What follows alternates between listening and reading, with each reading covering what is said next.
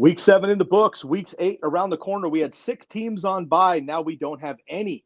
We should have our full rosters back, but we still have waiver pickups. We still have player takeaways. We got to recap the matchups from week 7. And of course, we got a couple of trade targets for and away. Let's talk about it right now on the Razzball Fantasy Football Show.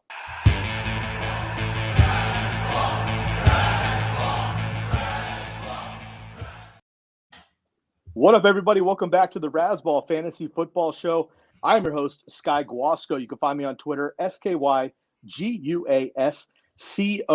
We got the try box tonight. Unfortunately, the boss is out. He had some personal endeavors to attend to, so he is away. But I am joined by my man, Derek Favret, Derek_Favret, and, of course, Matty Styles as well, at Styles08. Last week, or on Sunday, I didn't have the hat. Now Matt has overcompensated for me not having the hat on call with a collared shirt. So we like to be professional. I slipped up. Matt's double timing. That's what it is, picking up your teammate. Gentlemen, great to have you this evening. How we doing? Doing great, Sky. Looking forward to it. Yeah, good here. A little bit of a warm Tampa buzz, traveling for business. But yeah, here I am. I miscalculated the time and thought I wouldn't be able to make it tonight, but here I am. So does that business have anything to do with Baker Mayfield, top 12 quarterback? I mean, all I'm going to do is tell you that you just wait till the end of the season and we'll see where he's at, right? All right. And, I mean, let's be real honest. Who's willing to take those type of trips down the betting lane to say Baker top 12, right? There's also some other names, Rasheed Rice that I had in there, Puka Nacua. Jalen Warren, Nico Collins. So, I don't know. It's shaping up to be a fantasy all-pro team. Styles is on a roll. I love to hear that. Folks, for those of you just joining us and you have not yet, make sure, of course, to subscribe to the Razzball Fantasy Football YouTube show that you're on right now. Also, podcasters that are listening to this, make sure to download and subscribe to the podcast. Leave us a rate and review.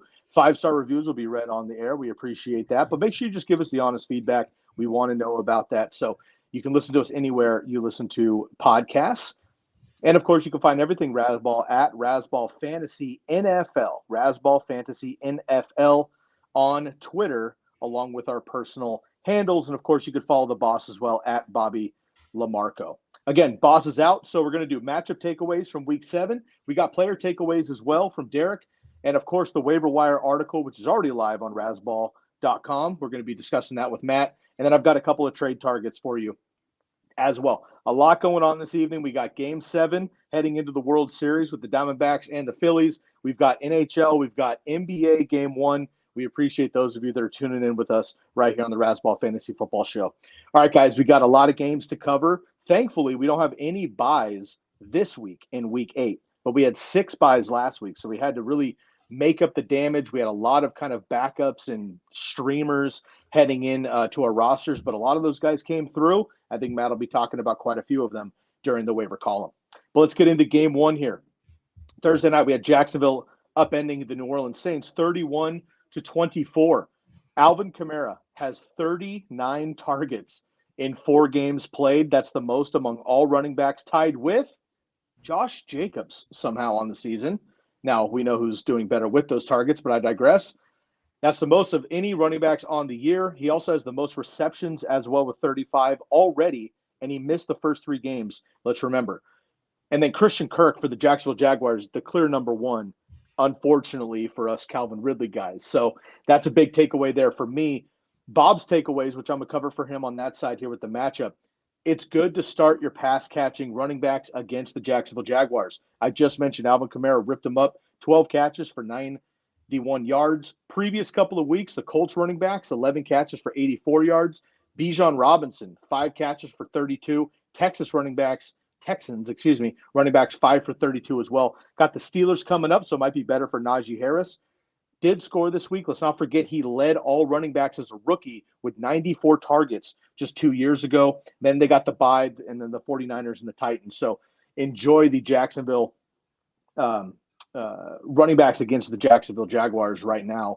Let's move over to the player takeaway now. Derek, I'm going to lend on to you. What's a player takeaway from this game from Jacksonville and New Orleans. Yeah, I want to go back and revisit, what you said about Alvin Kamara. In 4 games, 39 targets. One thing I dug into this a little bit deeper. I'm a Kamara owner in the league, and I'm obviously loving what he's providing. But when you look at the numbers a little bit deeper, his first game back at home versus Tampa, 14 targets. His last game last week at home against Jacksonville, 14 targets. So if you do the math, the rest of those games, at New England, at Houston, he only had 11 targets in 2 games.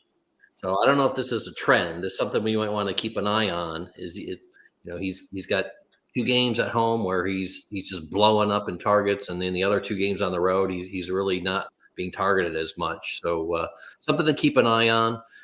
Either way, in a PPR, he's giving you between 17 and 27 fantasy points every week. So he's a starting running back, number 1 running back, no question about it.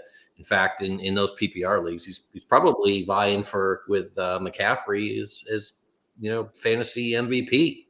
Absolutely. Running back position, so something to keep an eye on. His next 2 games, at Indy and then home versus Chicago, both are near the bottom against running backs. So you're rolling with Kamara anyway. Keep rolling. You're feeling good about it, and enjoy those outputs. But again, want to keep an eye on the home road splits. That was a little interesting to see that, the usage and how it changed between playing at the Silverdome or Superdome and then playing on the road. Was he trailing in the 2 14 catch games?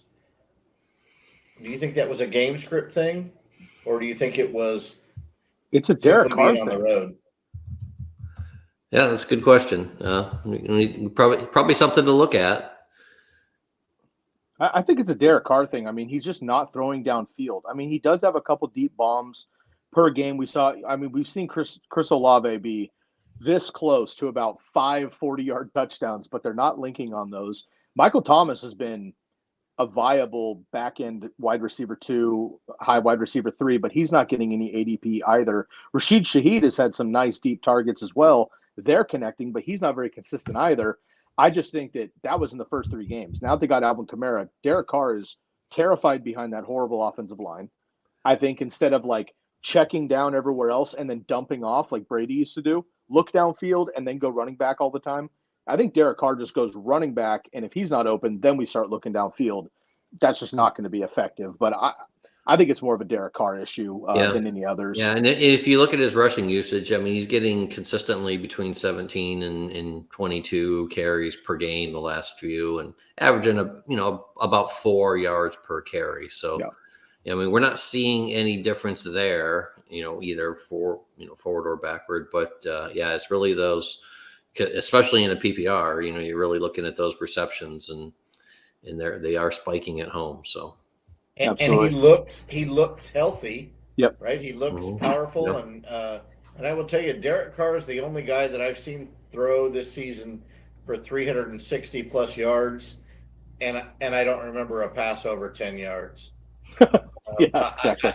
Much to the chagrin of Olave owners, exactly. I haven't been able to figure it out, and I wonder, right, Sky, you're the trade guy.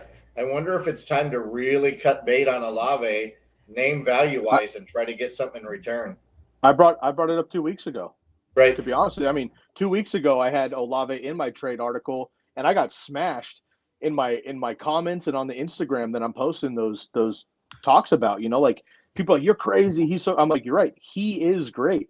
Unfortunately, if you're a great wide receiver, CeeDee Lamb, and you don't have a great quarterback, it's a problem. It just is. Rest of the season, would you rather have, if you're an Olave or a Kamara owner, and it might be 2 different answers, would you rather have Derek Carr or Jameis Winston starting? Jameis. If you're a Kamara owner, I think it might be, if you're a Kamara owner, you might want Derek Carr starting. But I think if you're an Olave owner, you want Jameis Winston starting. Yeah, that's fair. That's fair. But I mean, overall, I just think Jameis is willing to chuck it. And I don't think Derek Carr is terrible. I just think the offensive line's bad. They're scheming low. He's checking down because he doesn't trust it. And obviously it's benefiting Kamara. We all love that. We're starting him no matter what. Do you have any waiver wire pickups this week, Matt? Yeah, I don't want him, and I'm not going to pick him up, and I'm not going to spend any money. Derek and I split a couple of teams, and I've told him, because I may or may not, right? This is, hopefully the kids aren't listening. I may have had some drinks tonight with a corporate outing. I'm not going to put in our waiver wires tonight, especially the dollar amounts. I'm going to let Derek do that. I don't want to pay for Taysom Hill, because every time I start Taysom Hill, he goes for 2 points. But I'll tell you what, he was an absolute beast in week 7 with Juwan Johnson out. Derek Carr not wanting to throw past about 10 yards. Taysom Hill might be that guy that we want to continue to get into our lineup after Kelsey, after Andrews, and by the way, after Hawkinson. What happens at tight end? Waller maybe with Tyrod Taylor, which we'll get into later. But I mean, after those 4, right? Maybe, I don't know, maybe Darren Waller's like 4X. He's not really the 4 yet, but what are we going to do? We're streaming everybody at tight end, right? Laporta's dinged up. But right now, if it was me, I'm taking Kelsey and Andrews and Hawkinson, and I'm ignoring everybody else. So maybe Taysom Hill's a guy you want to bring in and stop streaming and play him until Juwan Johnson's back healthy. It's worth a shot. I know it's boom or bust, but pretty much all tight ends, as Matt said, after the top 5 or whatever, are boom or bust. And guess what? Like Darren Waller's boom or bust. George Kittle's boom or bust. Sam Laporta's been boom or bust, whatever. So Taysom Hill, 5% rostered right now. So he's available everywhere. Tight end 6 on the week. We did have a quick question from Daniel, who jumped in early. I want to make sure to get to this, guys. Real quick here. We need some help struggling in half PPR. Would you rather have Ferguson, Taysom Hill, or Jonnu Smith? Derek, let's go to you first. Yeah, well, we just talked about it, but I think I would rather have Taysom Hill, in the fact being that not only is he getting targets, but he's getting rushing attempts as well. So, we've seen it. He is boom or bust. Some nights, some games he's going to be in the end zone twice, and other games he's going to give you 3/4 of a point. So it is difficult, but of those 3, he gives me, especially from a tight end position. I'm not expecting a tight end to carry the load, from my fantasy team. So whatever I get. And if that's the case, I want a ceiling play. And the ceiling play of these 3 is Taysom Hill for me. All right, Matt. Week 7, on one drive, the Saints had 4 plays within the 3-yard line. They gave the ball to one guy 3 times and one guy once. The one guy once scored the touchdown. Who was it? Taysom Hill. And who were the other 3? Yeah, probably Kamara. Yep, and he didn't get it done. So yeah, I'm with. Again, I'm not making the move, right, Derek? I'm going to live vicariously through your waiver decisions tonight, and if we roster Taysom Hill tomorrow, then so be it, and we will start him going in week 8. Yeah, I love it. Let's move on here. We got Detroit Lions. Man, this was, we've done really well on our Sunday lives. I think we have a really cohesive message. We disagree, of course, on a few players because that's just like our opinions, our research, whatever. But there are a few guys that we're just a resounding start this guy, fade this guy around the horn. Jared Goff, I straight up said, and I just want to own it here real quick. It brought up like, hey, road Goff. Are we worried about that? 2 weeks ago, he was dominant on the road. I was like, no, he's just good now. Don't worry about road Goff. This is road Goff. They got blown out by 32. Ravens 38, Lions 6. Amon-Ra St. Brown had a great day, but all of it was garbage time within the first 5 minutes of the game. 19 targets, gentlemen. 13 catches, 102 yards, wide receiver 1 on the week. I had Lamar Jackson and Zay Flowers, both of them in my Trade 4 article, which, of course, you can find every Wednesday morning on football.razzball.com, as well as getting rid of Chris Olave 2 weeks ago, so you wouldn't have been behind the 8 ball there. But unfortunately, it was a pretty rough day for the Lions. Great game for the Ravens, and hopefully they've turned the corner. Game takeaway here. Ravens secondary is healthy, and they are very good when they are healthy. They've been beat up the first month and a half, but they just let up, of course, 13 catches and 102 yards, but it was just all prevent defense and obviously a bunch underneath. So I'm not worried about that. Previous weeks, though, they had DeAndre Hopkins, 1 catch for 20 yards. George Pickens, 6 for 130 and 1, which is great. That was that late kind of audible there for the game-winning touchdown. And then Amari Cooper, 1 catch for 16 yards as well in the secondary. So I love the Ravens secondary there, so be careful playing against that passing defense. How about a player takeaway from you, Derek, from this one? Yeah, definitely things are looking up in Baltimore if you're a Ravens fan, between the defense and then on the other side of the ball, Gus showed up. My question is he now dependable? I mean, he's averaging about a pretty steady 4 yards per carry just about every game.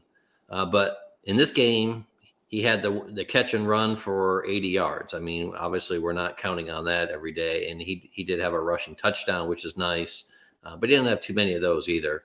So if you look at the split, the snap splits with Hill, they were just about even. But Gus had 14 of the 18 carries. So, as we probably expected, Gus is getting the early down work. Hill's more of a third down play, but Gus is generally the solid goal line role. So is he dependable now? Well, no, I don't think so. I like him. The status of the way the running back situation is right now. I mean, he's going to be an RB2 or flex consideration most weeks.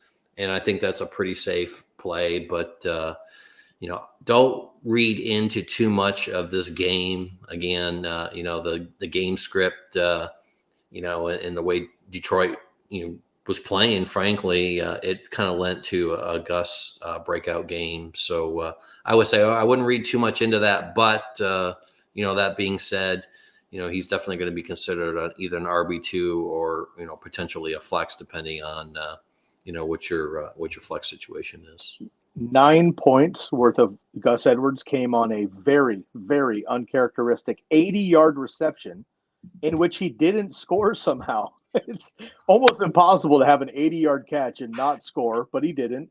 Obviously, we don't expect that. Gus is, that might be a career high in receptions in one game, so I wouldn't expect that. Maybe a strong RB2, but let's not get carried away. My trade 4 in this is real simple. Probably hard to do, but off of 2 dud games, if you will. And I know this is your guys' guy, but I want to throw a bone here. Sam Laporta, don't forget about him. He is a bit banged up. Matt mentioned that earlier. 11 PPR points, 7 PPR points, but he is a rookie. People might get worried about that. People might see Jared Goff and this Lions offense come back down to earth last week and get nervous and scared off of it. If there's any chance you're able to get Sam Laporta on your team, I would go do that immediately. Yes. I'm a Niner fan, and I would trade George Kittle for Sam Laporta straight across right now. Matt, do you have any additional thoughts in this game before we move on? Not a lot, but I think these are the last 2 weeks that you can trade for Sam Laporta. Yeah, week 8, he had a down week. He's about to hit his bye in week 9, which people are gonna have thin rosters. They're gonna be concerned, but he could be a league winner at the tight end position, 11, 12, 13, 14. So this is your second to last opportunity to get Sam Laporta. And I will would tell you this, say, right on the down low, right? Derek and I are trying to trade for him. But we're working a couple of deals on the side to see if we can. We're trying to land a player that would then land us Sam Laporta. So we're working on that on the back end. Yeah, and I would just add that I think it's probably the last week because they host the Raiders on Monday Night Football at home. So it's a Jared Goff home game versus the Raiders. And so what does that mean? I mean, to me, that means Laporta is going to have a big week. So, and by the way, where is official Sauvage to talk to me about when I told him that Road Goff was back? So I'd like him to check in, and I mean, I've got a little buzz going. Let's get him in here and let's have a talk. A little Rumble Royale. Well, this isn't a 3-hour show like Sundays, though, man. Yeah. You can count on the fact that I'm waiting for him Sunday morning. Count on it. We'll be ready to go. Quick note here from Daniel in the comments. What do you think about Jamison Williams? 26 routes, 6 targets, no catches, 143 air yards. They're just not connecting. That's it. I mentioned this on the Sunday live show. His name came up. I went around him because if he catches a catch, it's 50 yards and a touchdown. I love that. He's not catching many of those balls, period, right now. So he's just not consistent. Unfortunately, we cannot rely on that. Let's move on here. We have the Raiders losing to the Bears without Justin Fields, 30-12. The Raiders have not scored 20 points in the last 8 games, dating back to last year as well. Love to see that. Foreman, who you guys both brought up, I had mentioned I was asking for a friend. I was actually just kidding. The friend was myself. I was tricking you guys on Sunday morning. I had asked if I should start Jaden Reed in a boom-bust opportunity or Deonta Foreman, which before this week was like, oh, God, Bears running back. I don't know what happened. You guys resounding Deonta Foreman. Put him in my roster just in case. 33 fantasy points, RB1, 3 touchdowns. So you come for the analysis, you get W's. That's what we do here on the Razzball Fantasy Football Show. So I appreciate both of you guys for that. Devontae Adams, we all love him. No hate here at all. Just have to state the fact that he dropped a wide open touchdown, which is very sad.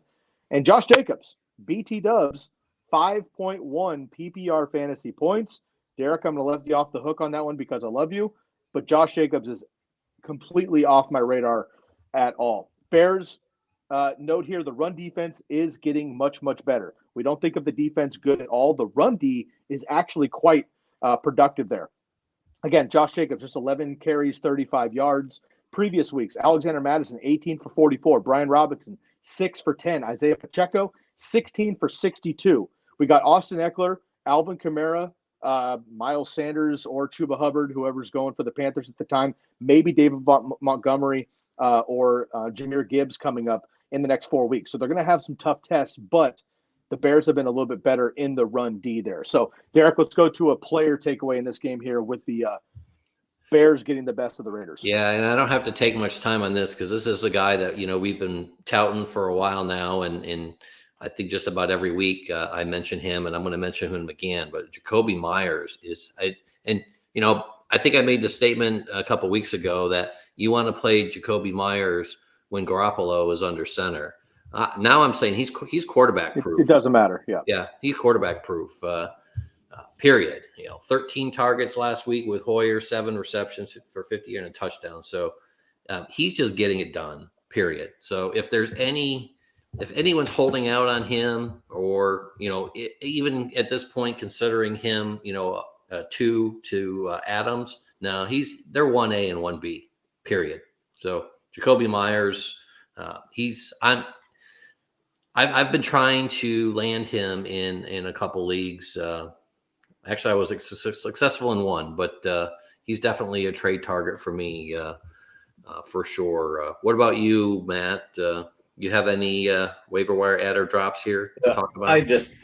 You guys know by now that I'm not going to stand for the 1A, 1B when it comes to Devontae. There is only one receiver for the Raiders, but I will whisper that there's Jakobi Meyers, obviously. Yeah, there's really a 1A and a 1B.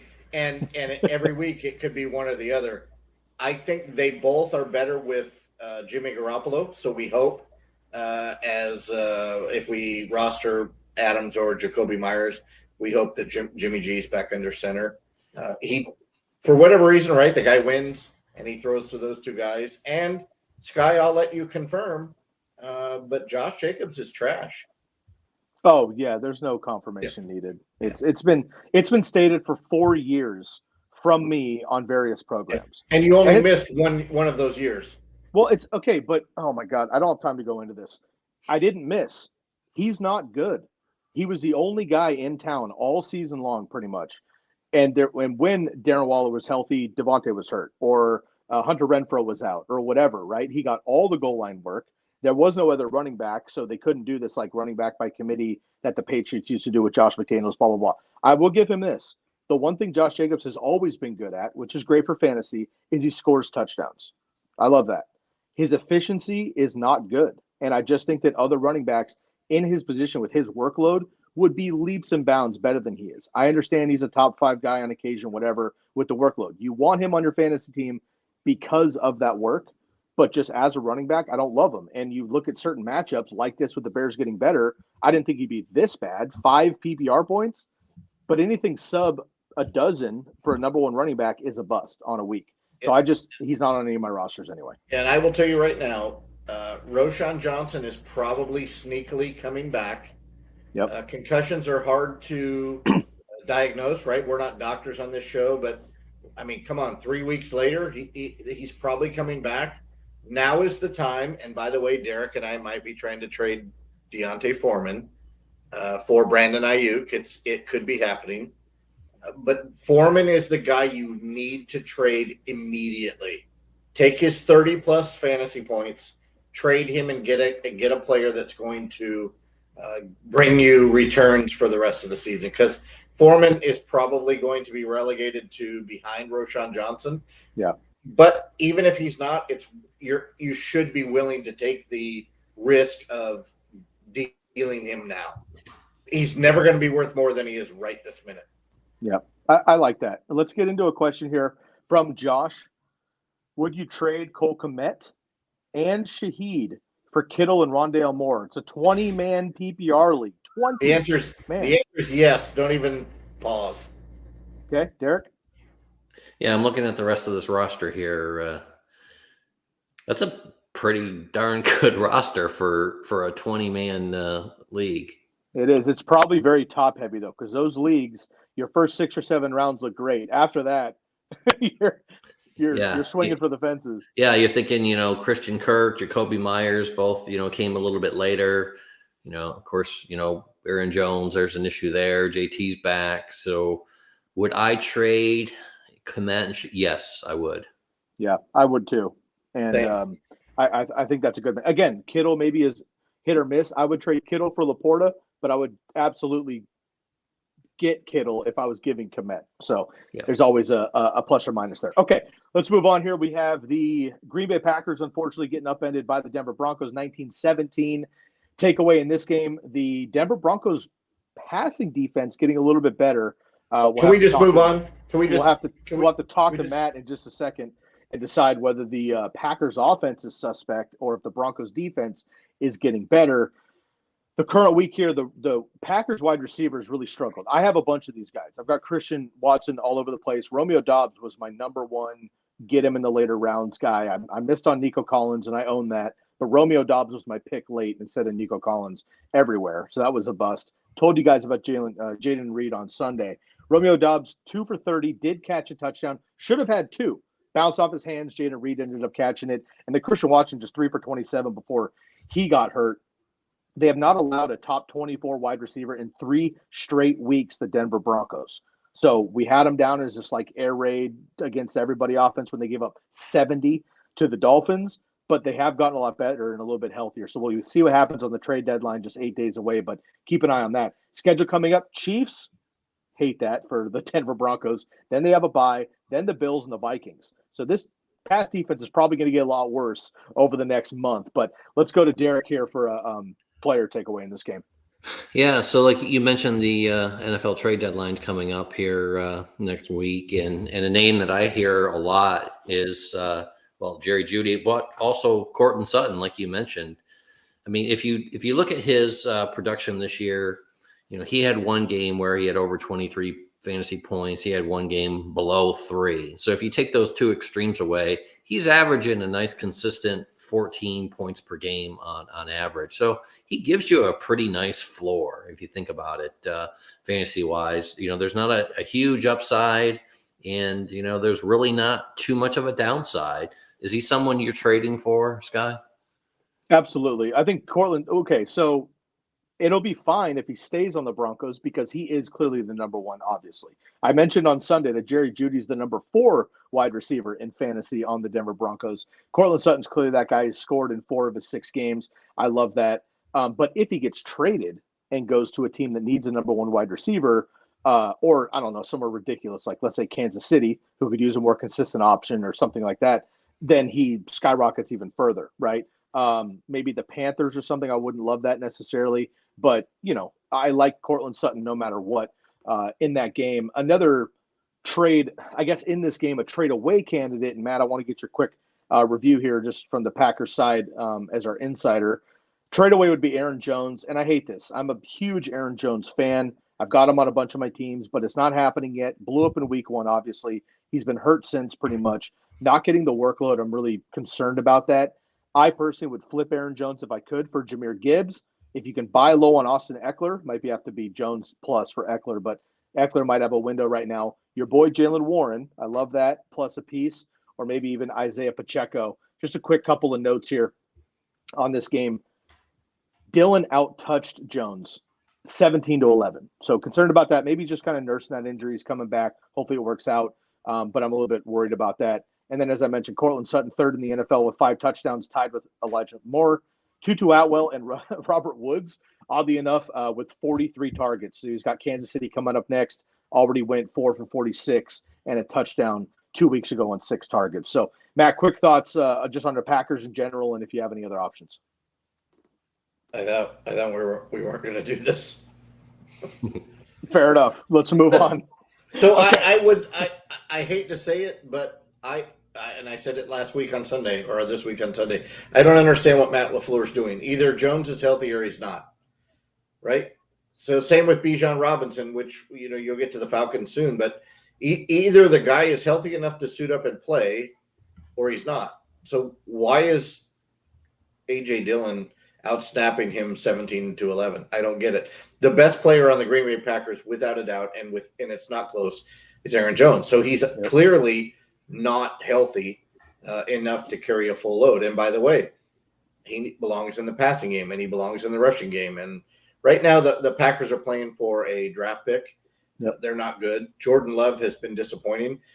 You're the last 4 first halves of the Green Bay games, and I just answered this question to one of my readers in my article. Green Bay's last 4 first halves, 0-3, 0-3. Jeez. That's the points they've scored. Or pardon me, 0-3, 3-0.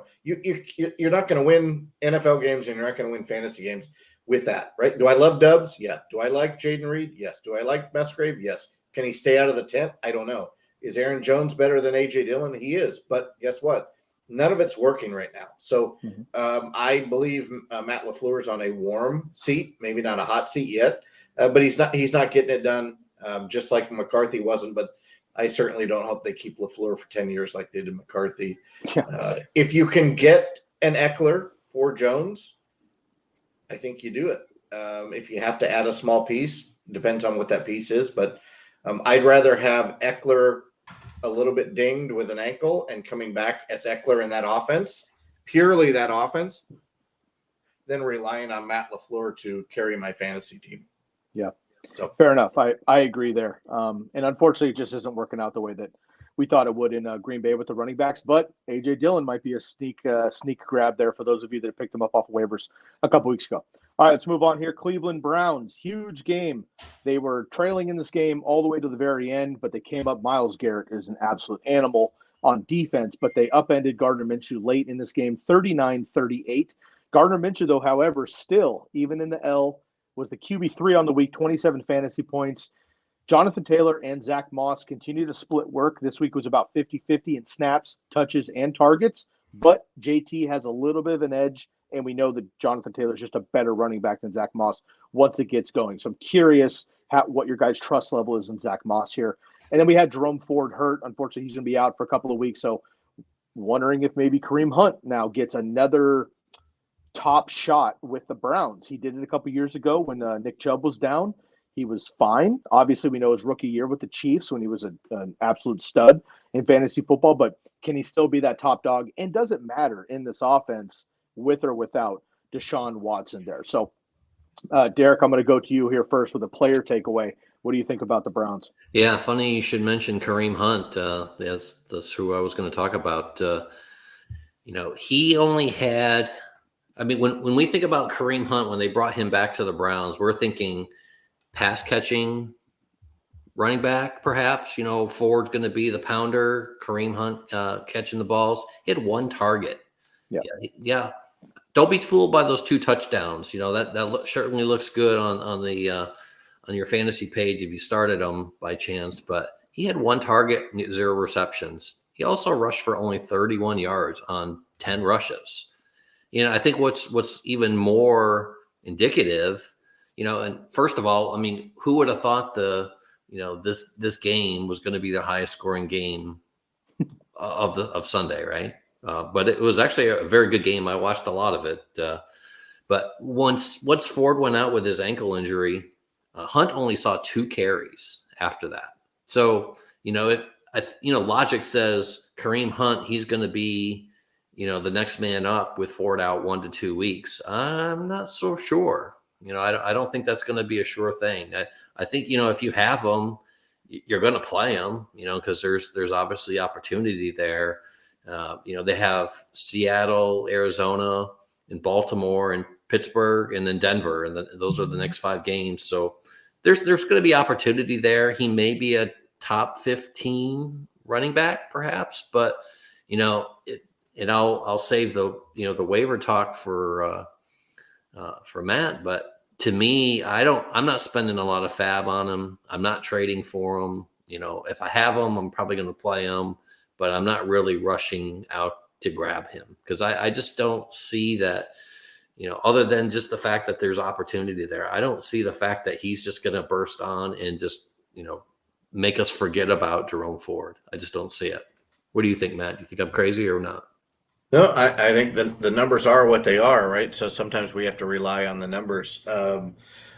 Name another running back in Cleveland.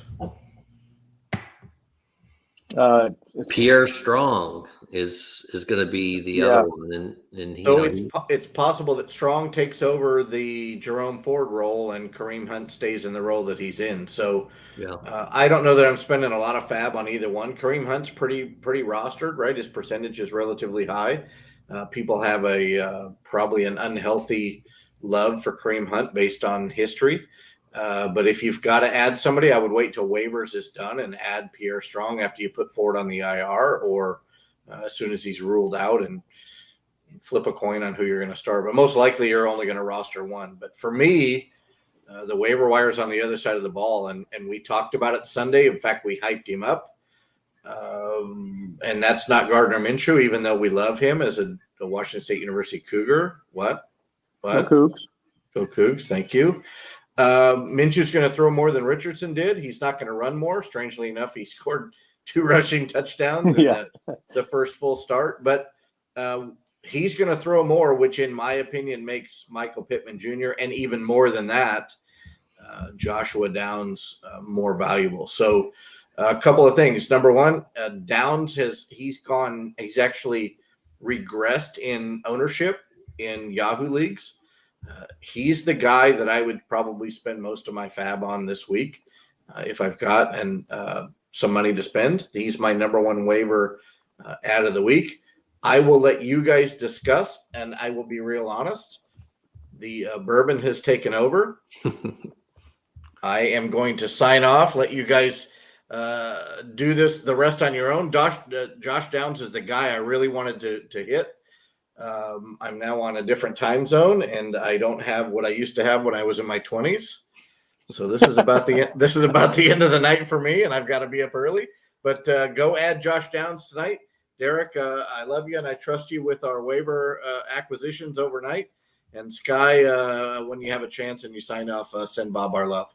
You got it, buddy. Thanks so much, man. Have a great evening. All right. Cheers. See you, man. All right.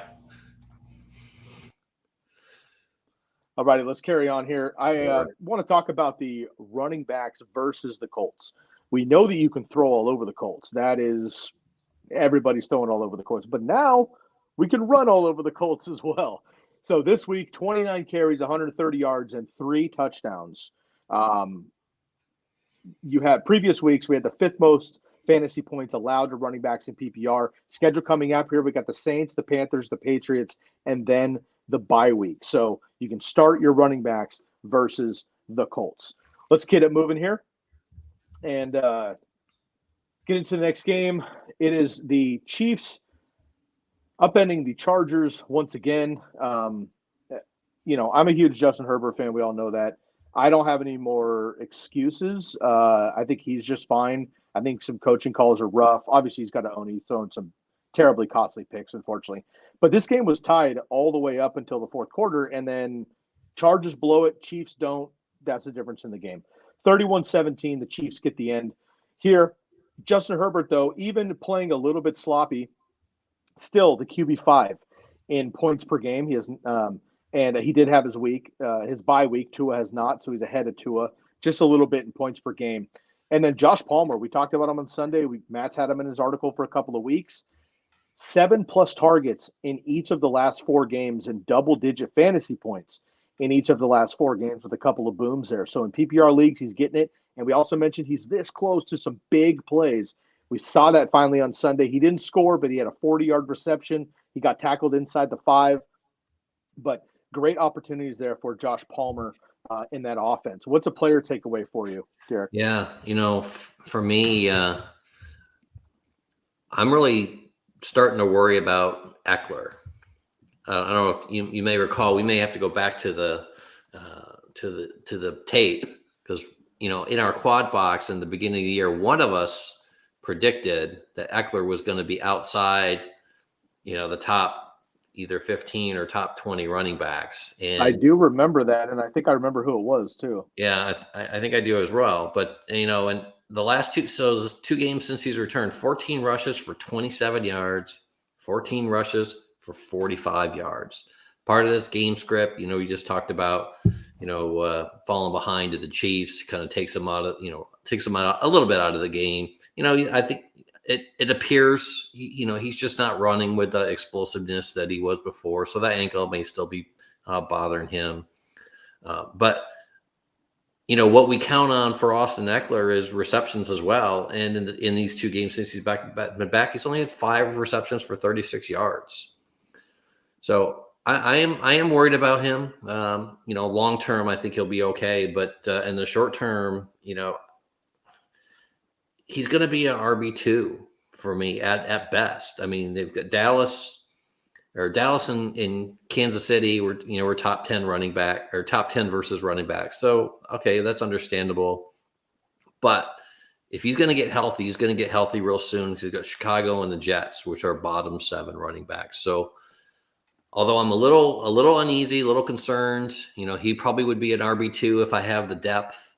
But these next couple of weeks are going to be telling if Austin Ekeler is going to turn it around, or are we going to be talking about him like we're talking about Josh Jacobs? And I hate to say that, but that's a bad one. Bad player comp. Yeah, yes, exactly. You don't want to be in that one. But anyway, my player prop from early in the year is looking pretty good, but that's one of the ones I don't necessarily want to be right about. Yeah, I totally agree. I think with Ekeler and Herbert, because both of them are so explosive, you could have 2 sides of the fence. I think it really depends on the state of your team. If you're 7-0, first of all, bless you. 6-1, 5-2, even 4-3 at this point. I personally am looking to trade for these guys. Yeah, I think there's better days coming. Ekeler hasn't been healthy yet. They've had some really rough opportunities late in games. I think it gets better in general. Obviously, they haven't quite figured it out without Mike Williams, but now Josh Palmer's getting a little bit better. Quentin Johnston's getting more involved, whatever. So I think better days are ahead for the Chargers. But if you're on the other side of that spectrum and you're sub 500 in your leagues, it's time to jump ship. I love Justin Herbert. I love Austin Ekeler. They're huge names. They're still very productive. You could get a haul for both of those guys, and I really think you should. I think you should patch 2 or 3 holes which each of these guys. Do you agree with me that maybe it's like you could trade for them or you should trade away if? Yeah, I totally do, because especially in that latter case, if you're 3-4 or even 2-5, frankly, you could still make the playoffs. Absolutely. Don't give up. And it's about making your team better. And if you have to trade, a name like an Ekeler and get a couple pieces that makes your team better, you need to do it. I agree. Just dissociate yourself with the name and and what he's done in the past, and worry that you lost the trade. Forget about that. Make your team better. Win this week. Worry about next week. Win next week, and next thing you know, you're right in the playoffs again. So you got to make your team better. I totally agree. I think that's a great mindset too. So again, you can go 50-50 on that, right? I want to trade for because I'm in the upper echelon of a lot of my leagues. But if you're in the other way, I totally agree. You should trade away. Anybody here on the waiver spectrum?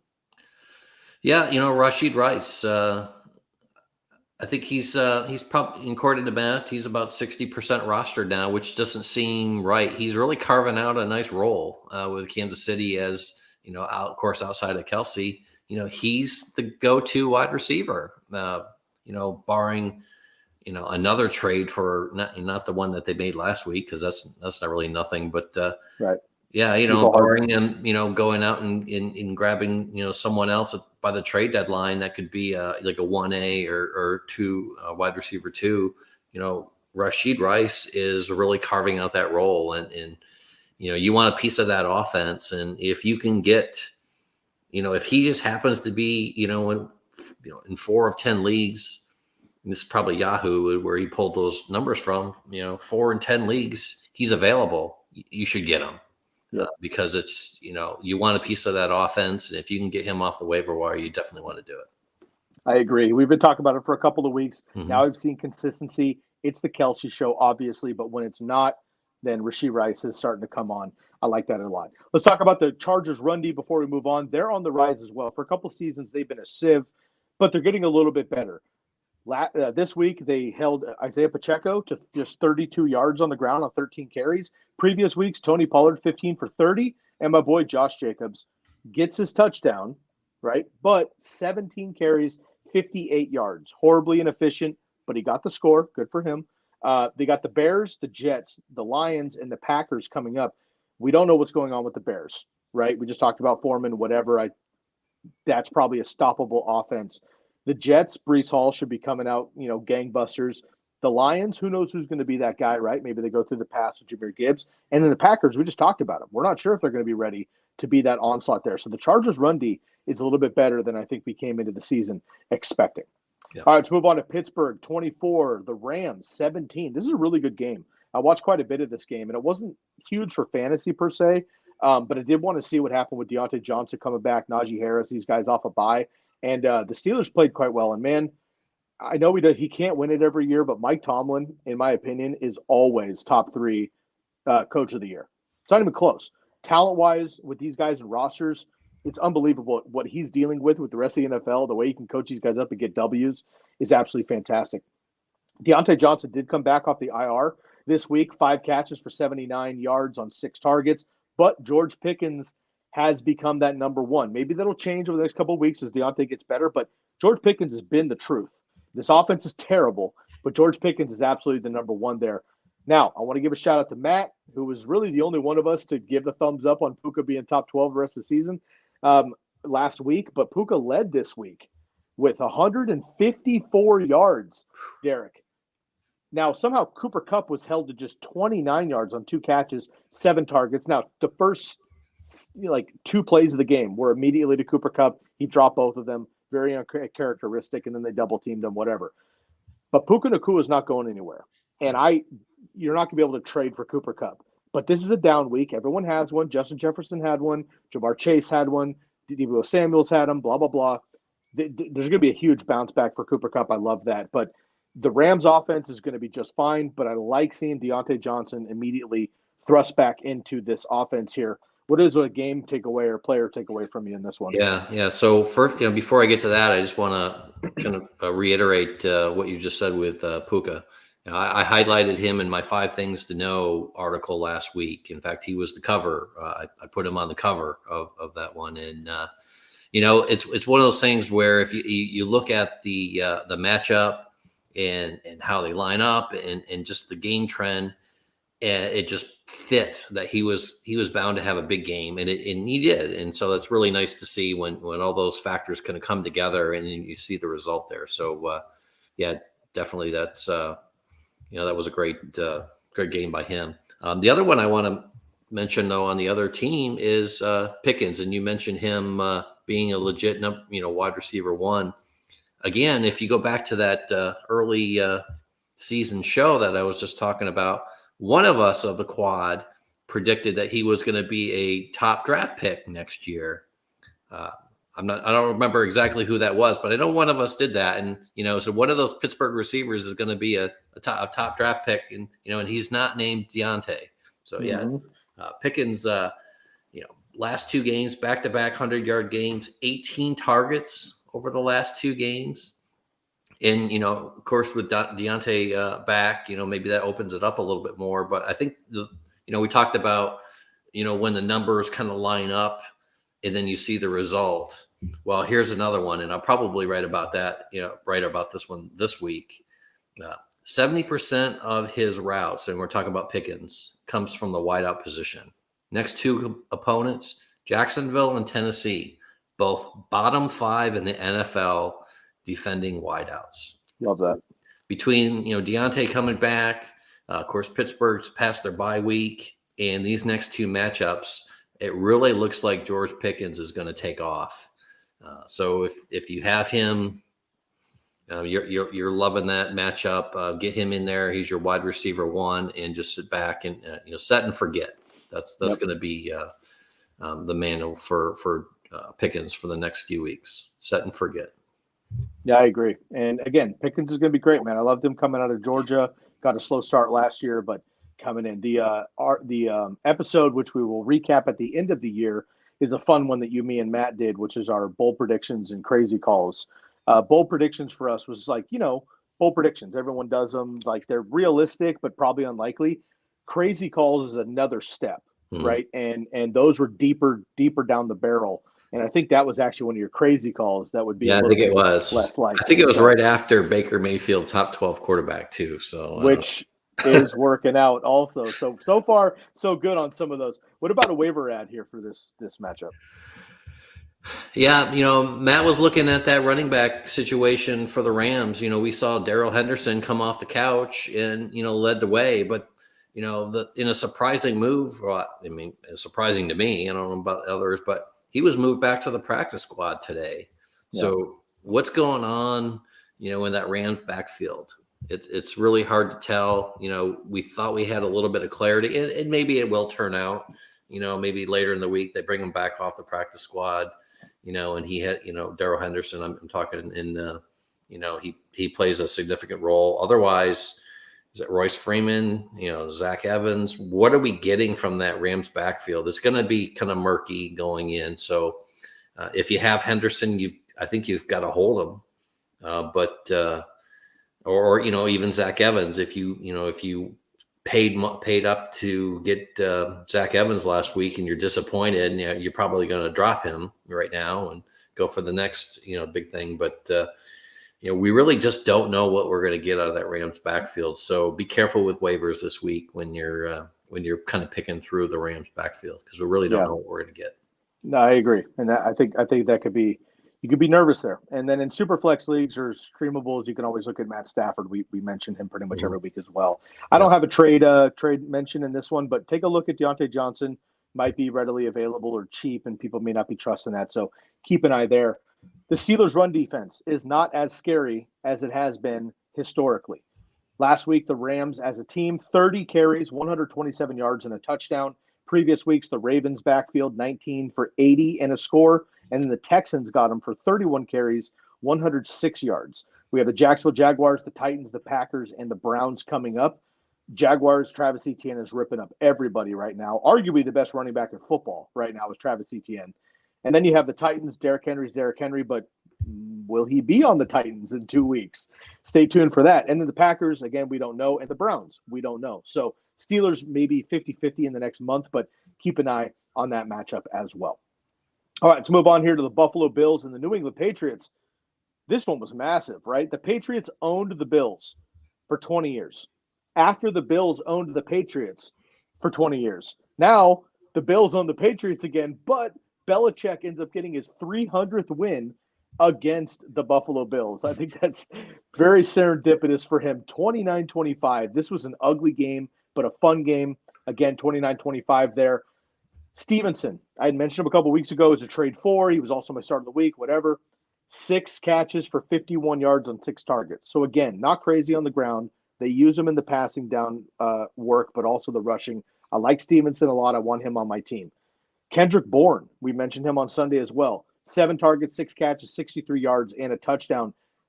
With Stevenson, he scored, and he had the 6 targets, which is nice in PPR, 11.5 points just in receiving in PPR. But Zeke, still around, folks, not playing under roster, but still around that backfield, out-carried Ramondre Stevenson 11-9. And then James Cook on the other side, I know it's your guy. We kind of debated him a couple weeks ago. I faded him. You bought him. I was right 2 weeks ago. You're right this week. So we'll see what happens moving forward. 19 PPR fantasy points. I love that. And Stephon Diggs, dominant every single week. He had a sweet sliding catch, didn't get touched, and then he ended up scoring. He could have had 2 more touchdowns. He dropped one, and the other one was out of the back end of the end zone. A big one here for me, and I'm just going to jump to the waiver wire ad because this is a big player I'm looking to target as well. Dalton Concade. This is a guy for me that I'm looking for. Dawson Knox, unfortunately, going to have a wrist injury, probably out this week at least, maybe a couple more moving forward. Timetable's unknown right now. Dalton Concade, 8 targets, 8 catches, 75 yards, and splitting work there. This kid's great, highly recruited and drafted, 31% rostered. So in 69% of leagues, you can go find him. Tight end 7 on the week, and we know the Bills like the tight end, but they were splitting. Now they maybe won't be for a couple weeks. Go look at Dalton Concade. What do you have as a player takeaway here? Are you looking for Dalton Concade as well? I am actually. For the same reasons you said. I heard it mentioned today on one of the radio shows when Concade came out of this draft class. He was considered to have or to be the best receiver. In the class, not the best tight end, the best receiver. And now he's got a clear shot, with Knox out to show us, what he can do.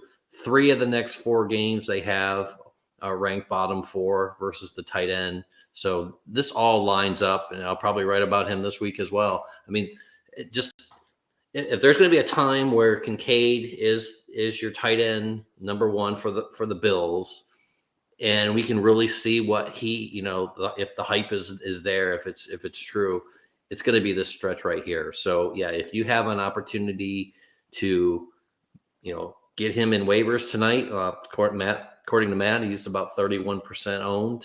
So 30% of leagues he's owned. So the other, 70% he's not. So you might be able to get him. In fact, I think we've got a question on that.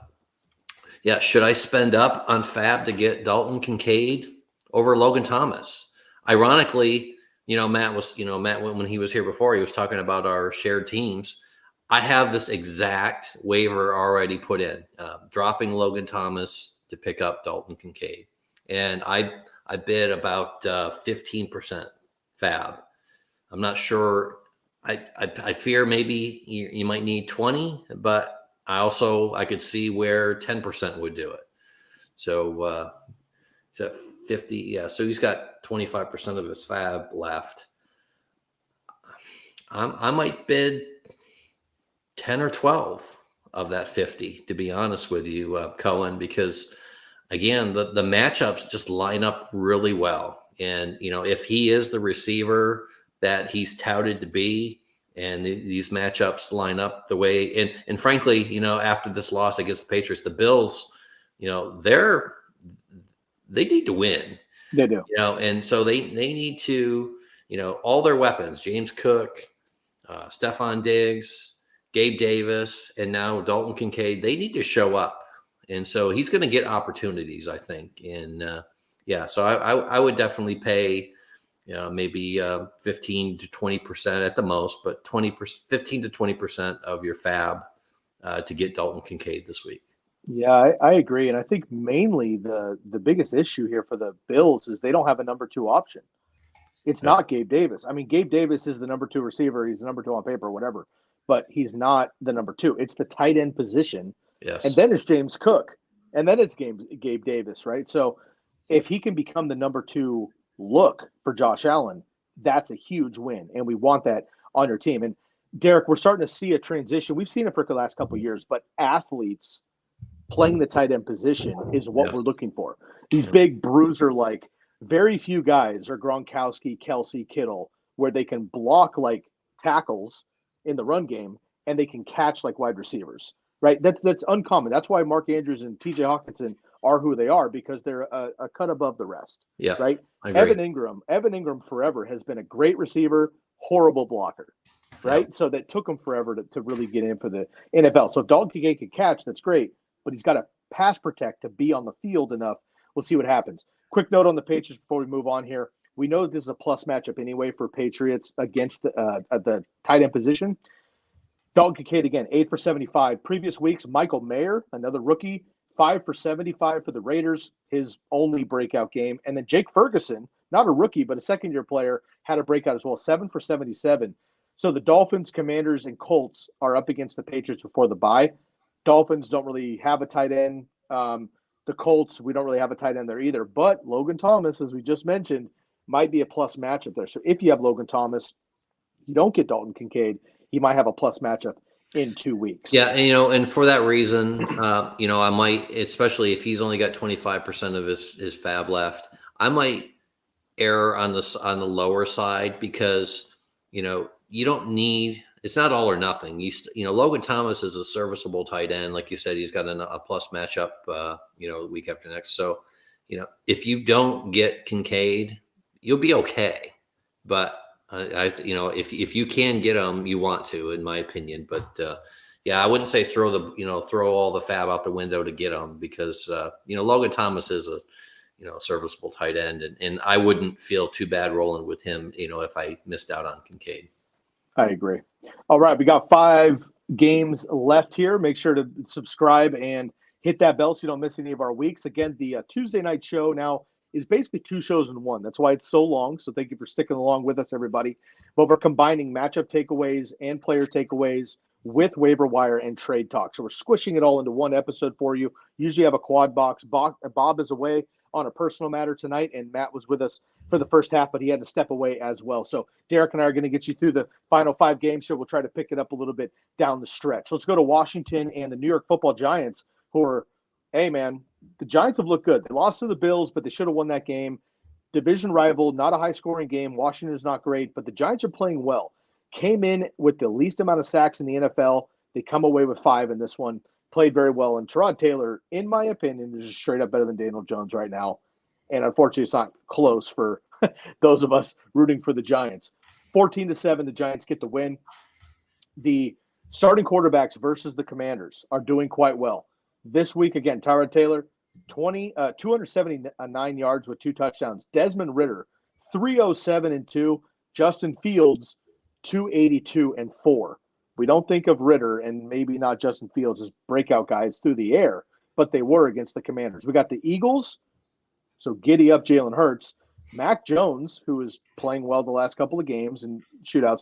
Geno Smith might have a nice game as well. And then we got the Giants again with Tyrod Taylor, who just ripped him up. So I like starting my quarterback against the Commanders there. That's a good matchup. Again, Tyrod Taylor, QB6 on the week. Should he be the starter rest of season? Again, thumbs up for True. Thumbs down, Derek. I'll ask you again. Should he be the starter the rest of the season until he gets injured? Yes. Thumbs up. Yes. I agree. I watched quite a bit of this game, and in fact, I think in our chat, you might remember I made a comment. The Giants look like the Lions, and the Lions look like the Giants. Yeah.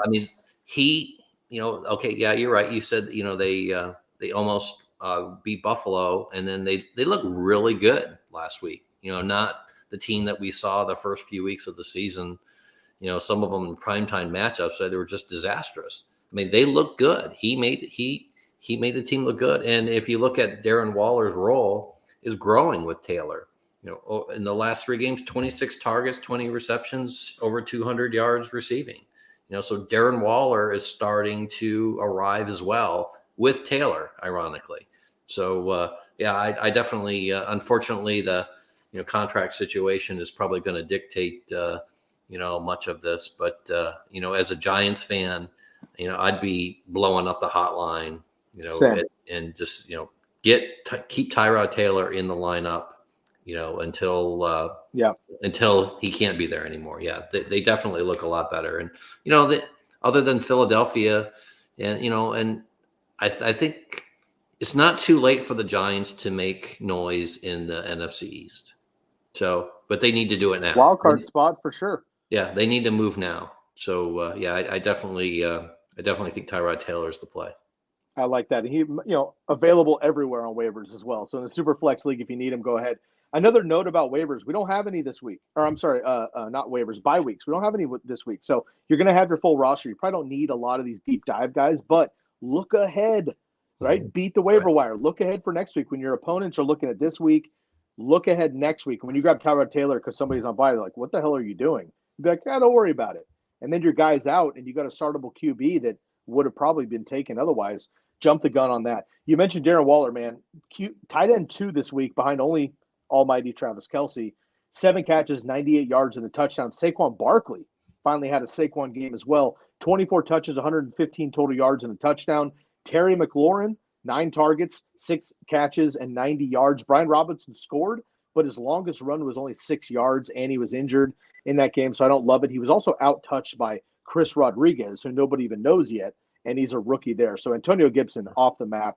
Chris Rodriguez not yet, but Brian Robinson I'm a little bit nervous about as well. So the Commanders, who were kind of fun for a couple of weeks, outside of Terry McLaurin and Logan Thomas, unless you're in a super flex stream with Sam Howell, I'm just not looking to start these guys here. So be careful with the Commanders. And if I just one final note to plug your comment about looking forward, we don't have it, like you said, we don't have any buys in week 8, but week 9 there's 4, and is it going to be impactful?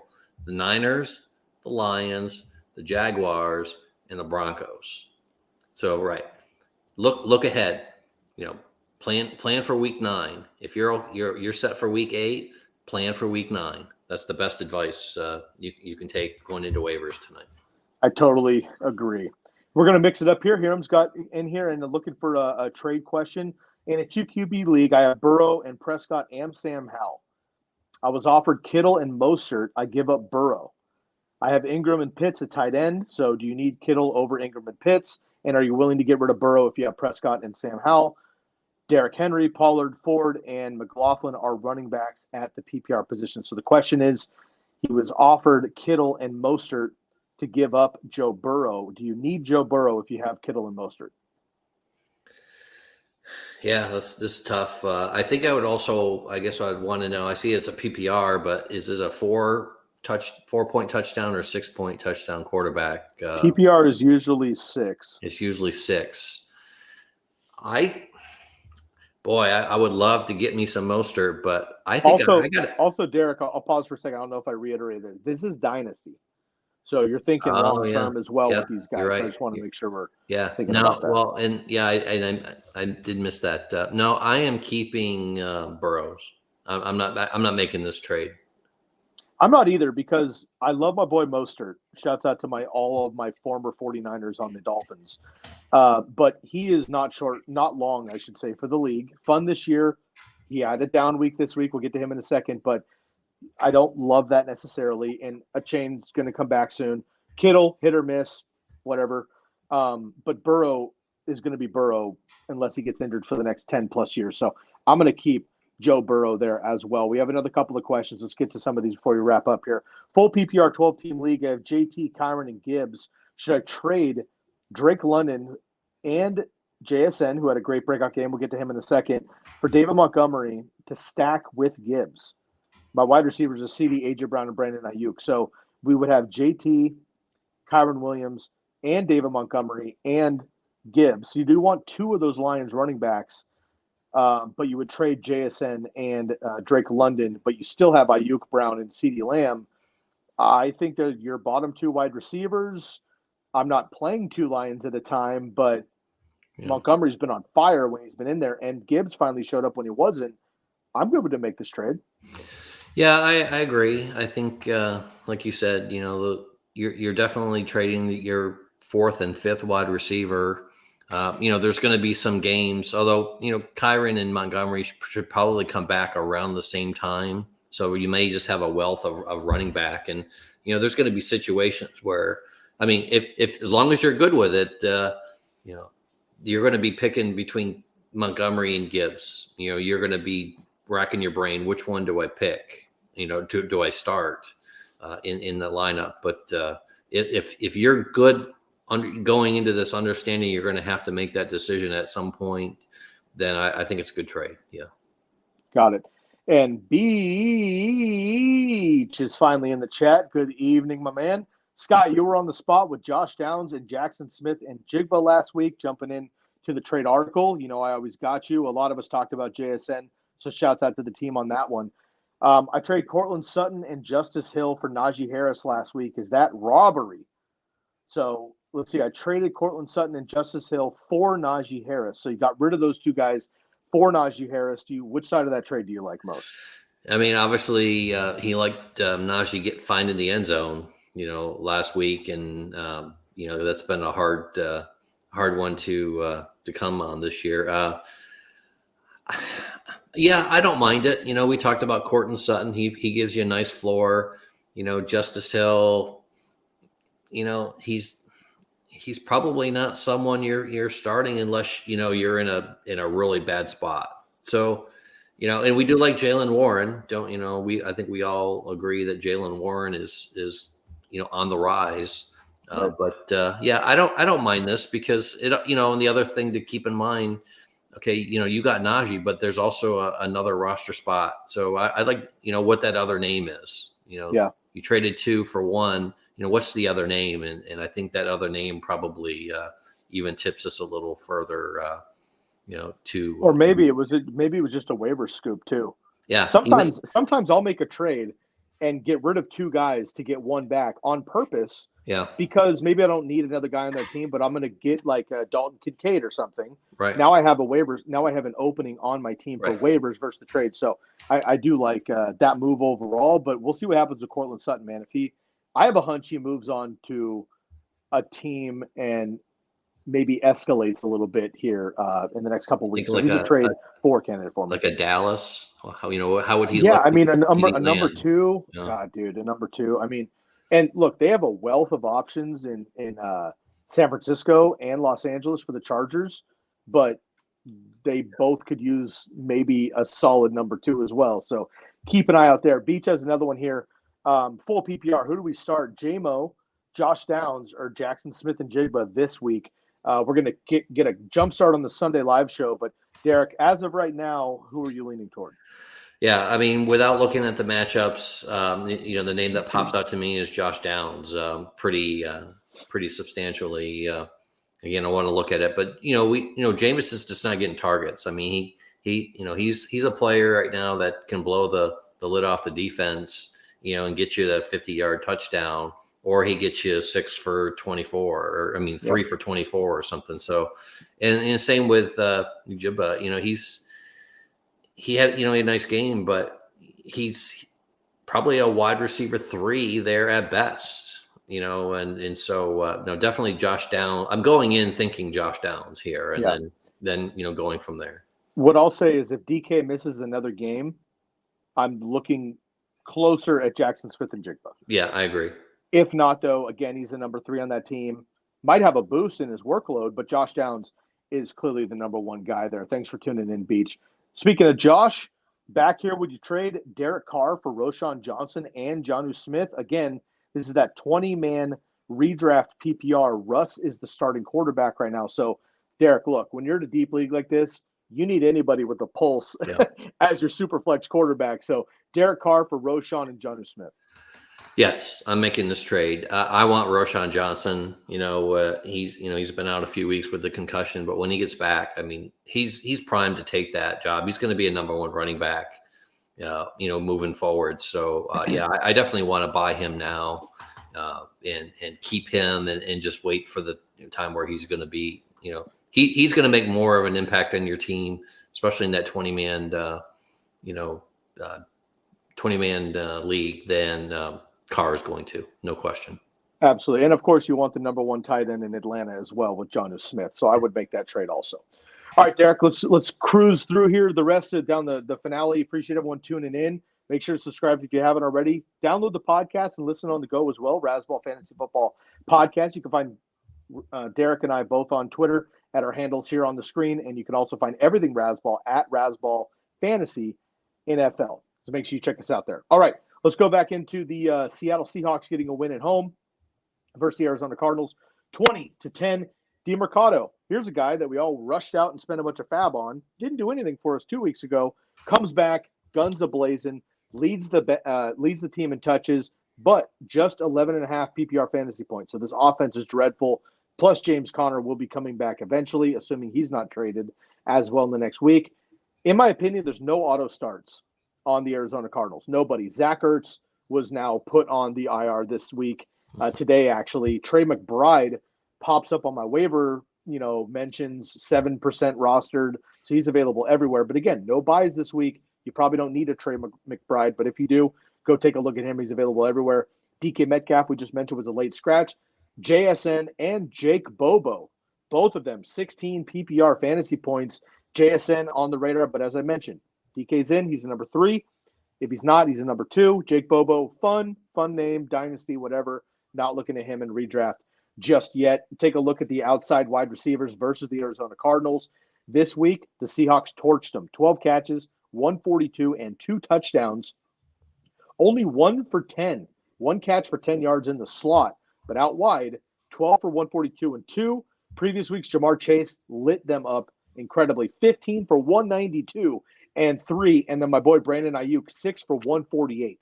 Massive games from wide receivers on the outside versus Arizona. Derek knows this very well because he uses it for his research. We tell you every Sunday, go on to football.razzball.com right now on another tab and go check out our slot versus wide tool. You can customize that. All your matchups, PPR, standard, half PPR, slot or versus wide versus player, team, matchup, whatever. Such a great, valuable resource for free on football.razzball.com right now. You can get the same knowledge we have right now in the tools.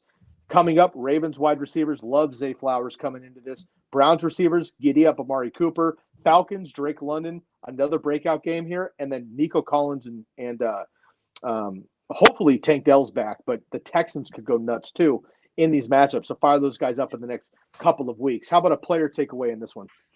Yeah, so I want to go back. You talked about the Cardinals, and there's really no auto starts there. I'm hearing a lot of buzz, as we get closer to Kyler Murray coming back, and people are going to throw him right back in the roster and expect, lightning in a bottle. I'm here to say probably not. Don't do it. The best example I can give you is Deshaun Watson when he came back last year, and it was the same situation, different circumstance, but he comes back after a prolonged absence, and we expected him to go right in. A lot of people expect him to go right in and be, the same player that he was, before. And it just doesn't happen. And so, whether I don't think he's coming back this week, maybe next week. I'm targeting like week 10 is probably where we're going to see Kyler Murray, which is good because, Baltimore and Cleveland are the next 2, and both of them are really strong, against the quarterback. So, even in week 10, I'm just saying, temper your expectations. He's not going to come out and just automatically, the Arizona Cardinals offense is going to be, blowing people away again. It's just not going to happen. So, if you can stash him, fine, or maybe you've been stashing them for the whole season. That's great. Do that. And you don't want to drop him by any means, but, don't expect that he's just going to come right back into the lineup and just, be the Kyler Murray that we all fell in love with, a year or 2 ago. So. Yep. Man, he was a big loss for me last year. 2 years ago, he was the number 1 quarterback when he was healthy ahead of Josh Allen. I loved him last year, burned me. And then this year, obviously, he's been hurt. So be careful there. Let's move on to the Atlanta Falcons, 16 over the Buccaneers, 13. Falcons get a road win. Let's talk about it right off the bat, right? It's old news at this point, but the fantasy football world lost their mind on Sunday when Bijan Robinson was nowhere to be found for the first half. Nowhere to be found for the second half until basically the last drive of the game when he got 1 carry for 3 yards. We thought he was in the doghouse. Maybe he was injured. Maybe he was sick, whatever. Came out after the fact. He was dealing with some headaches. Look, my family has a long history of migraines. If you get migraines, there's zero jokes about it. They ruin your day. They ruin your week. If he battles with something like that, it's brutal. If it's something else, it is what it is, and they disguise it. Doesn't matter. But guys like Percy Harvin over the years, right, like ruined his career because he had those type of headaches. So just wish well for Bijan. He should be back next week. He'll be just fine. But Tyler Algier comes back in again. I started him on accident in a league due to bye weeks because 6 teams were on bye.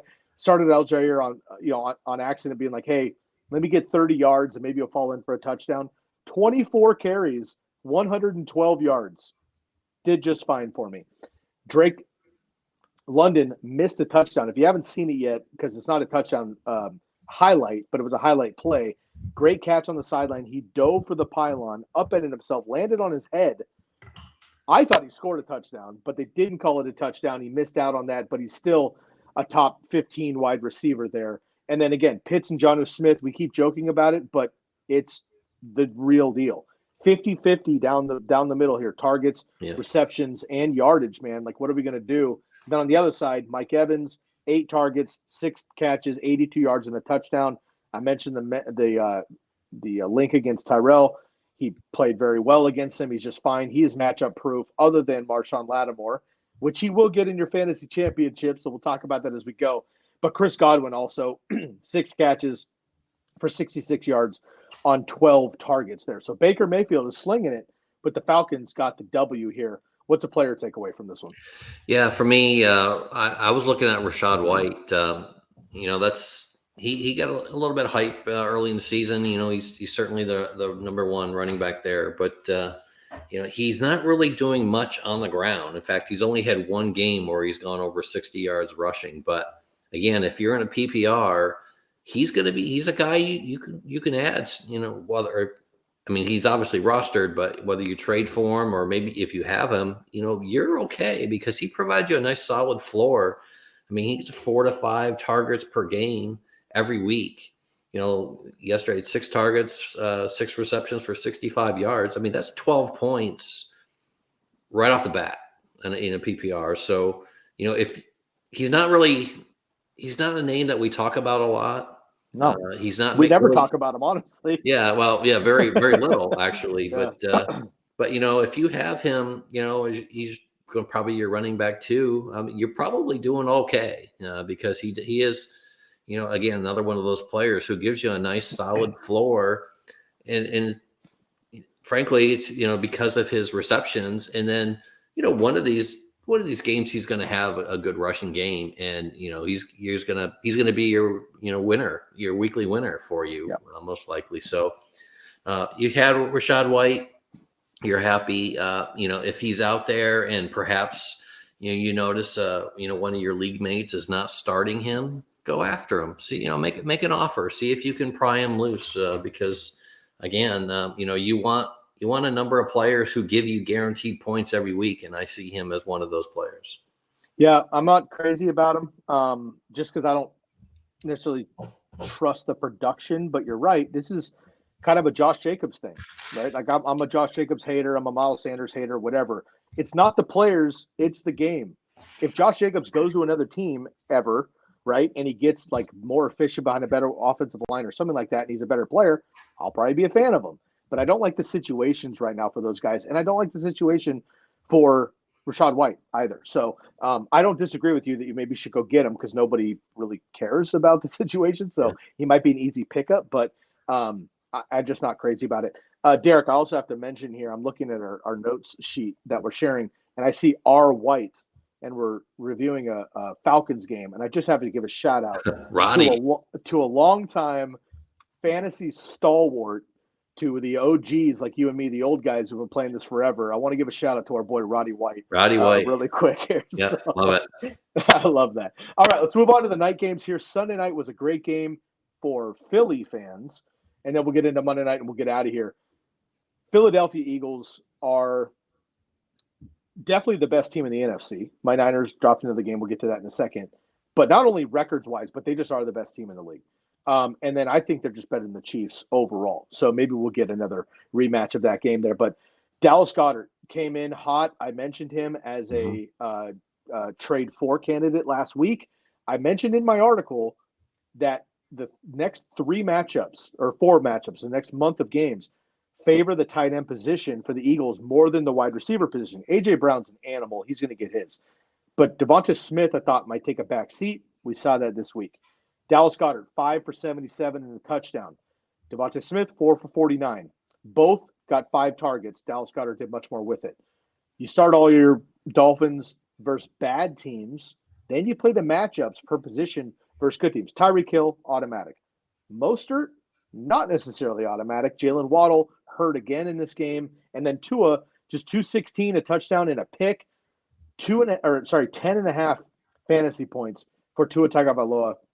And then Mostert, 9 carries, 45 yards. 5 yards per carry, but 45 isn't going to get it done. And I mentioned Jalen Waddle hurt, but 6 for 63 before that, so be careful there. Quick note, I mean, Tua is a trade away target for me based on name value and blow up potential. Yeah. But when you look at his stat line, you see massive games and games you're like, man, how did he get 10 fantasy points in that offense? I don't want that. I want consistency.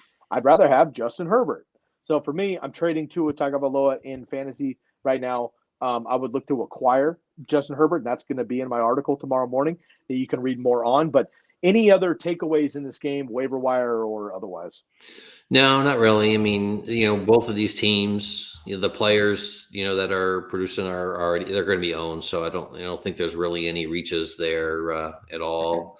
But yeah, I like your take on Tua. I mean, blow up potential obviously is there. And I think that's probably a stronger thought in most people's minds than what we saw in Philly. I mean, he looked human, frankly. I mean, a couple of his throws were off. He just didn't look comfortable, there at all. But, most people, if you start shopping around Tua, they're thinking, that 70-point game. They're not thinking, they're thinking the Philly game was a fluke because it was Philadelphia. So I like that take.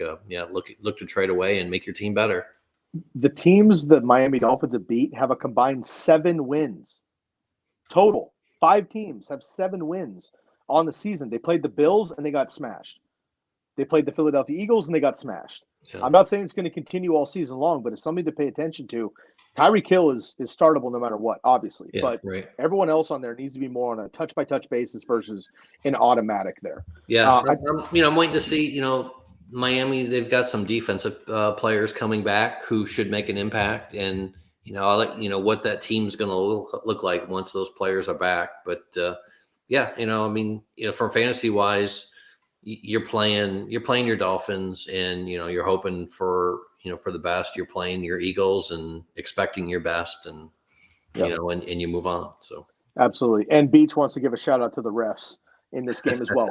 10 penalties for the Miami Dolphins, 0 on paper for the Philadelphia Eagles.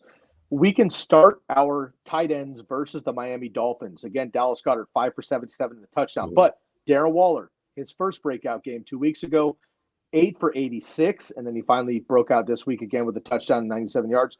Patriots tight ends, just the slew of them, 11 catches, 85 yards, and a touchdown.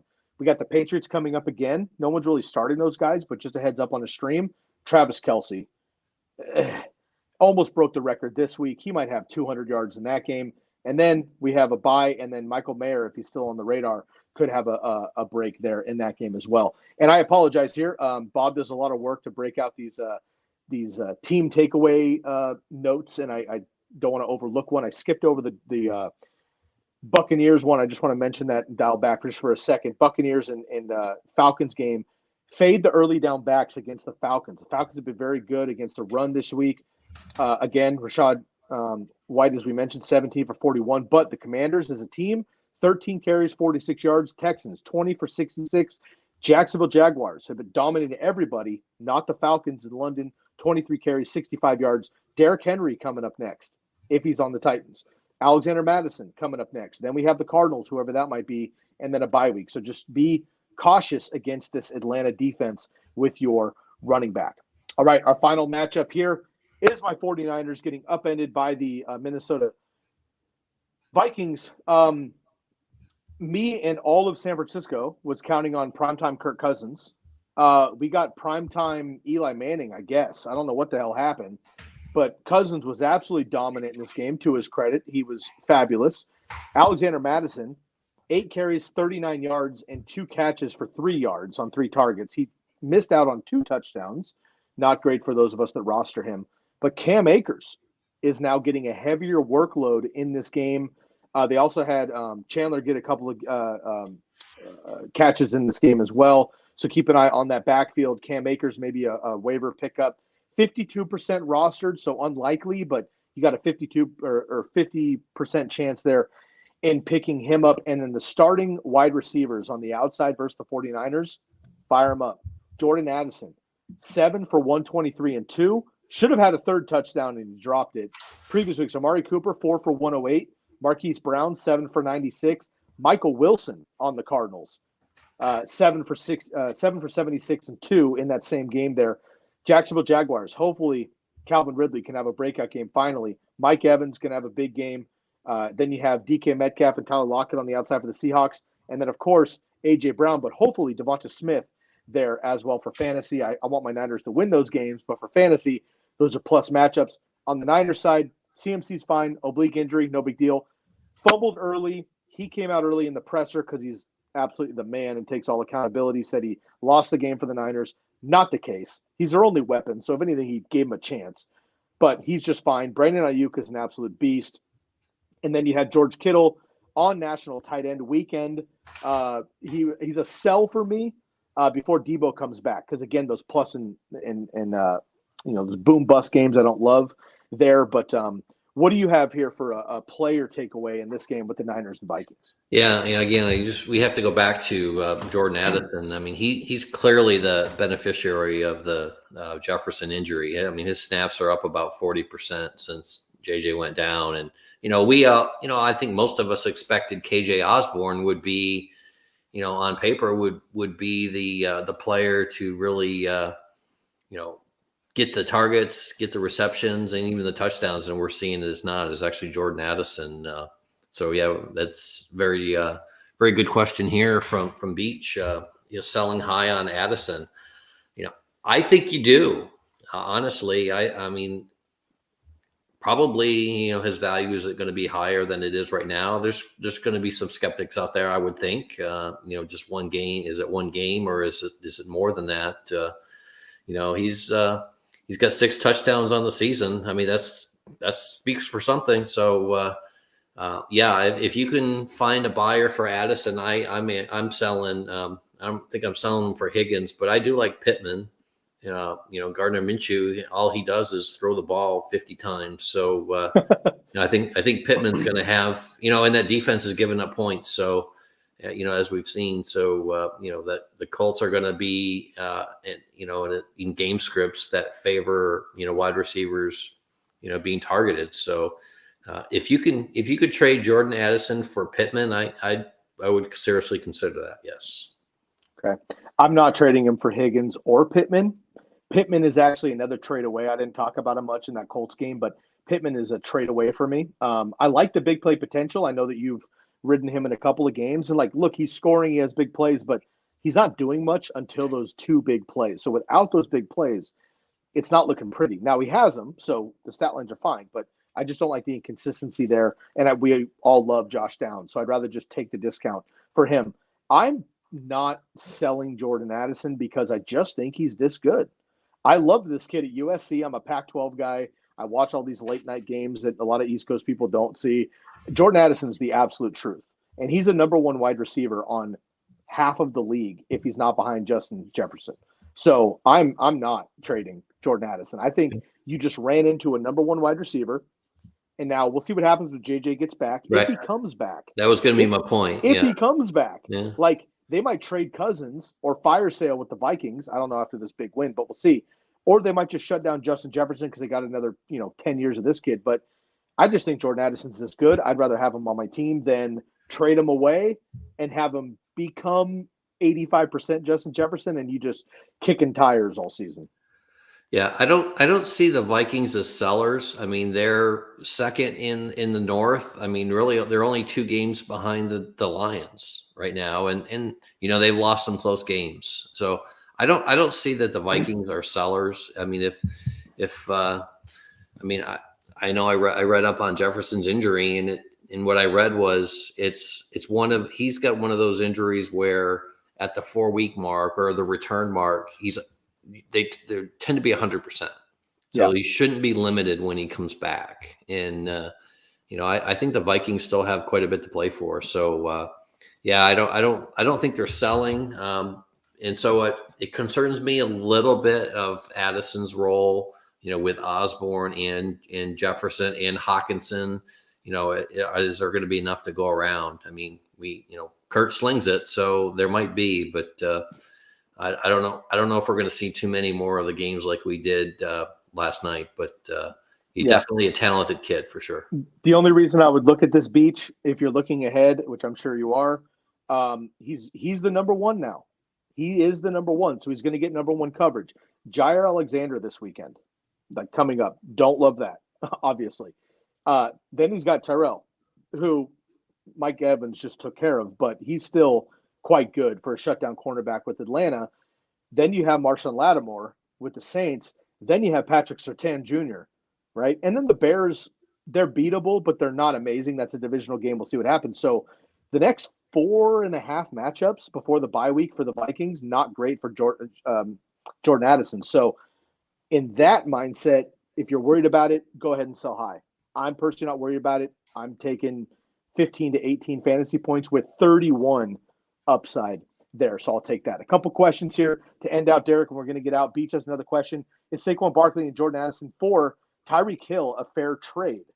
I'm looking for wide receiver help and feel good about my wide receiver or running backs, Najee Harris and Travis Etienne. So would you rather, if you're the Tyreek Hill manager, are you taking Jordan Addison and Saquon Barkley for Tyreek Hill if you need some help? No, I'm probably not. I can see what Beach is thinking here, but I'm assuming that he's trying to obtain Hill. But no, if I'm the Hill owner, I'm thanking you for the offer, but I'm passing. Yeah, I agree. I just think there's too many options there. He's 6-1 in this league, so feeling comfortable making some of those trades. Yeah. But look, if you can get Tyreek Hill, go for it. I just don't think they're going to give up Tyreek Hill. I don't think so either. But yeah, but if you can make it, yeah, go ahead. Yeah, do the work. Do the work, Beach. 6-1, you've got the luxury to sit back and do that work and look for those 2-for-1s and boost up your roster. Yeah, great question there. Last question, and we're going to get out of here, everybody. This has been a nice marathon episode, and we appreciate everyone tuning in right now. So again, make sure to hit that bell, subscribe, leave a comment of your questions or trade questions, and of course, you can catch all of us every Sunday for hopefully a quad box, but you're going to get a group of us every single Sunday morning, 2 hours before your local kickoff right here on the Razzball Fantasy Football YouTube show. So have your pregame start-sit questions ready to go for Week 8, and you can catch Matt's article already live for your waiver pickups. My article is going to be live in the morning on Wednesday mornings every day, so make sure to check that out. And then Derek and Bob have their articles as well, so make sure you check them out for free on football.razzball.com. Last question of the evening, just a random kid chiming in here. Okay, Beach is 6-1. Just a random kid is 1-6. I really want to trade, and someone wants Pittman and Goddard for Cooper Kupp. Is it worth it? So I'm assuming you have Cooper Kupp, and they're going to trade you Pittman and Goddard. Am I reading that correctly? Yeah, that's how I read it as well. So yeah, I mean, honestly, I need a little context. Is this a redraft? Is it dynasty? I'm assuming it's a redraft. Again, we talked about before, especially if you're 1-6, don't give up. I mean, because, stranger things have happened and you just need to make your team better. And so, assuming, you're the Cup owner. Yeah, it's my brother's. Okay, here we go. It's my brother's team. I'm trying to not make him lose. So I don't know. This could get a little squishy there, but no, I guess just my advice is, without knowing the rest of your roster and everything, you want to make your team better. And if you're struggling at tight end and you're just pulling, waivers for tight ends every week, Goddard's going to be an upgrade for you. Pittman is not Kupp by any means, but he's serviceable. He's a playable wide receiver every week. So if you can get 2 starters for Kupp, I would do it. I mean, all things being equal, again, you're trying to make your team better, trying to win a few games. So yeah, I like that. Oddly enough, Pittman and Jordan Addison are actually back-to-back in wide receiver totals right now, both with 105 fantasy points, which is wild there. So, again, big plays from Pittman, but I don't like the consistency. I'd rather go get, I don't know, maybe try for an Amon-Ra St. Brown, Keenan Allen maybe on a down game, maybe even a guy like Christian Kirk, Mike Evans, Brandon Ayuk, Nico Collins coming off a bye that people might forget. So I personally would love to have Goddard, but a different wide receiver. If I'm getting rid of Kupp, look, Kupp had a down game. There's nothing that tells me that Kupp won't come back with 18 targets, 16 receptions, and 200 yards next week. So keep an eye on that. All right, everybody, we are going to get out of here. Appreciate everyone checking in. Just a random kid. Thanks so much for the late match. Of course, Daniel, we appreciate you. What do we think of Njoku season high in snaps? Not worried about Njoku. Definitely go with Taysom Hill there. Absolutely. Derek, thanks so much for tuning in and hanging in for the marathon episode. Matt jumped in for a few minutes as well this evening. Bob, again, was away on a personal matter, but we appreciate everyone hanging out with us for the double dip on a Tuesday night. We're going to get out of here, but again, all of our articles for free on football.razzball.com. Catch everything on Razzball Fantasy NFL on Twitter, and you can check our handles as well at Derek Favret, Derek_Favret on Twitter, at Sky Guasco as well. Derek, any final comments before we tune off tonight? No, this was fun. I mean, what a way to spend a Tuesday night. Of course, I'm here on the the East Coast, so it's almost 11 for me. It's almost tomorrow. Yeah, so tomorrow morning might not be as fun. But no, this was a lot of fun. We covered a lot of ground, talked about a lot of players. You know, most leagues have waivers going tonight, so good luck on those, and let's win some games. One more reminder: there's no bye weeks this week. Don't get crazy on this week's waivers. If you don't need them because you have your full roster back, don't go crazy. Save your fab, save the waiver, or look ahead. Go get a Trey McBride for next week, a Cam Akers for Filcher, Rasheed Rice, somebody like that, Josh Downs. Like, those are immediate guys. But go look down the line if you need somebody for a patch fill coming up in week 9.